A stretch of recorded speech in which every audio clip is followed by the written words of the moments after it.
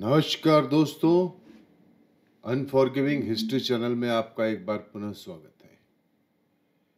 क्रांति कहने को ये केवल एक शब्द है, पर इसका प्रमाण इतिहास की वो किताबें इस दुनिया में जिसमें कोई व्यक्तित्व इसकी देन बना और उसने जो कार्य किया उसे इतिहास कहते हैं। चाहे वो आज़ादी के लिए हो, संघर्ष के लिए हो, जीने के लिए हो या फिर बगावत के लिए हो, इस छाते में जिसने भी ईमानदारी से सफर किया उसे इस सफर में पहले संघर्ष मिला, फिर यातना मिली, तब जाकर साथ मिला।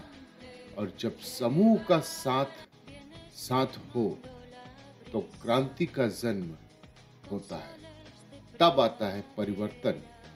और परिवर्तन हमेशा सुखद हो ये जरूरी नहीं, और हमेशा दुखद हो ये भी जरूरी नहीं, पर जो परिवर्तन लाता है वही इतिहास को गढ़ता है। दुनिया के सुदूर किसी कोने में उसके होने या ना होने की बात तब तक नहीं मानी जाती जब तक उसके बारे में जानकारी व्यापक स्तर पर पूरी दुनिया में नहीं फैल जाती है। तब तक उसका संघर्ष अनवरत जारी रहता ही है।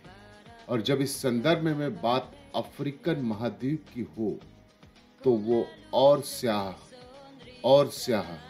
और गहराता हुआ प्रतीत होता है।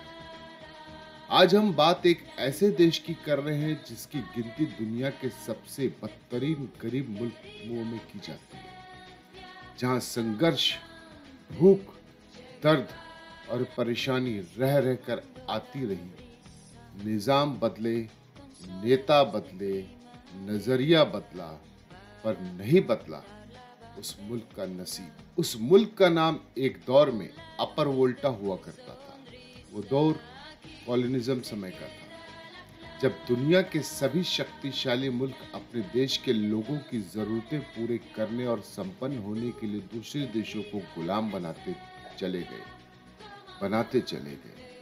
ऐसे ही एक देश जिस पर फ्रांस का कब्जा रहा, जिसका नाम अपर वोल्टा हुआ करता था, और वो शख्स जो उस मुल्क में पैदा हुआ, पढ़ा, बड़ा हुआ, फिर उसने जब इस देश की विरासत को संभाला तो सबसे पहले उसने अपने मुल्क का नाम बदला। उस मुल्क का नाम रखा उसने बुर्किना फासो।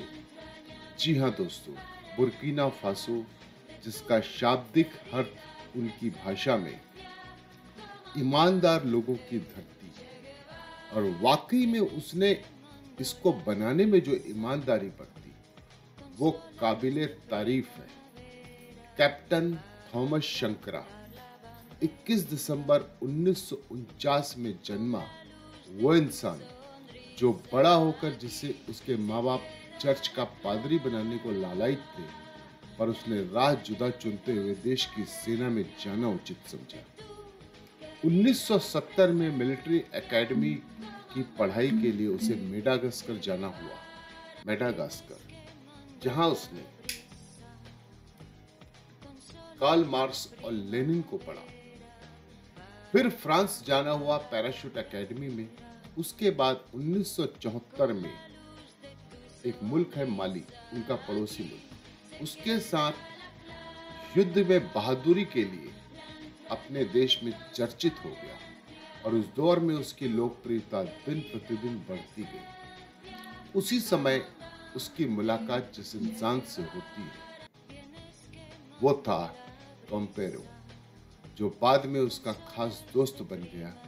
और उनकी लोकप्रियता देखते हुए उस समय के राष्ट्रपति सोए जोर्बे ने उन्हें सूचना प्रसारण मंत्रालय दिया।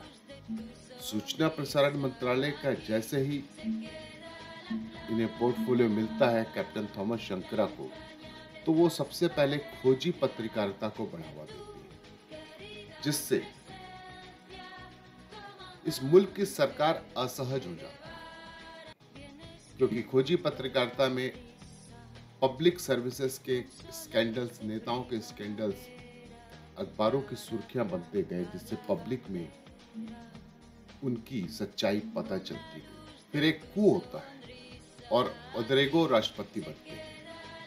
उस देश में उस कू के बाद शंकरा को प्रधानमंत्री बनाया जाता है और उस दौर में वो फिदेल कास्त्रो और मोजाम्बिक के समोर मिजिल से मिलते हैं, जो उनकी लोकप्रियता और कार्य करने के अलग तरीकों से खासे प्रभावित होते हैं। पर उस देश की सरकार बुर्किना फासो की सरकार में खलबली मचती है, जिसके बाद उन्हें प्रधानमंत्री के पद से बर्खास्त करके जेल भेज दिया जाता है। पर शंकरा इतने प्रसिद्ध हो चुके थे कि उनके जूनियर महातक, जो उनके जूनियर ऑफिसर्स थे सेना में, उन्होंने बगावत कर दी। और फिर एक तारीख आती है 4 अगस्त 1983, जहां एक बार फिर से कू होता है बुर्किना फासो में, जिसमें थॉमस शंकरा राष्ट्रपति बन जाते हैं। महज 3.5 साल के सीमित शासन और समय में उसने मुल्क की खुदमुख्तारी बरतने में, आत्मनिर्भर बनाने में जो जज्बा पैदा किया, वो वाकई में काबिल तारीफ है। इस छोटे से कालखंड में उसने अपने मुल्क को डेजर्टिफिकेशन से बाहर करने में लाखों करोड़ों पौधे लगवाए, अनाज की पैदावार बढ़ाई। सोच कर देखो, जब साहिल रीजन के मुल्कों में प्रति हेक्टेयर में 1700 केजी गेहूं का उत्पादन होता है, उसने अपने देश में 4800 केजी कर दिया। 2.5 लाख गरीब बच्चों को वैक्सीनेशन करवाया, अपने मुल्क की साक्षरता दर को 13% से बढ़ाकर 73% तक पहुंचा दिया।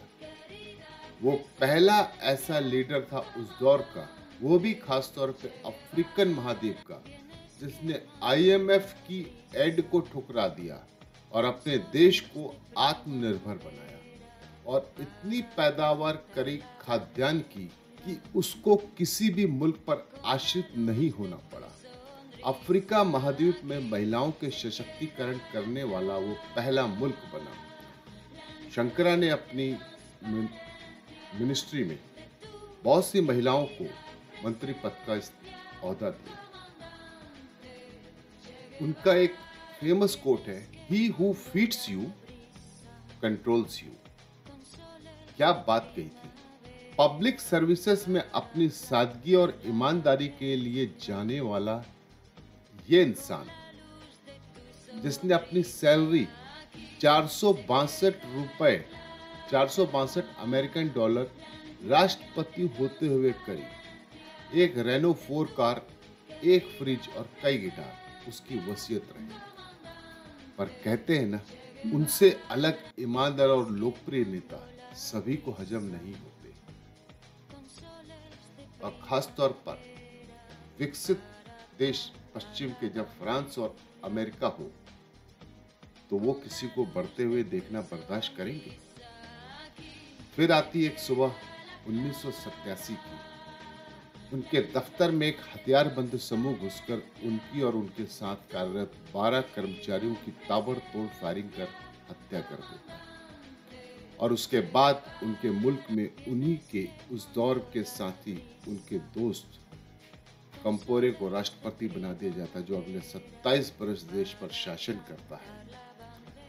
फिर संविधान में बदलाव न कर पाने की दशा में मुल्क से भागकर पास ही के एक देश आइवरी कोस्ट में बस जाता है, और जिस पर कू की साजिश रचने का आरोप लगता है। चे ग्वारा ने एक बार कहा था, किसी इंसान को मार सकते हो लेकिन उसकी सोच को नहीं। और वो सोच के तौर पर कैप्टन थॉमस शंकरा आज भी बर्किना फासो में लिविंग लेजेंड के तौर पे जाना जाता है। क्या आपको थॉमस शंकरा के बारे में इससे पहले ज्ञात था? यही है हमारी समस्या कि हम इतिहास में उन लोगों को खारिज करते हुए चले जाते हैं जिन्होंने अपने योगदान से अपने देश, अपनी दुनिया, अपने समाज का नाम इतना ऊंचा किया। क्या ऐसे इंसान से हम प्रेरणा नहीं ले सकते?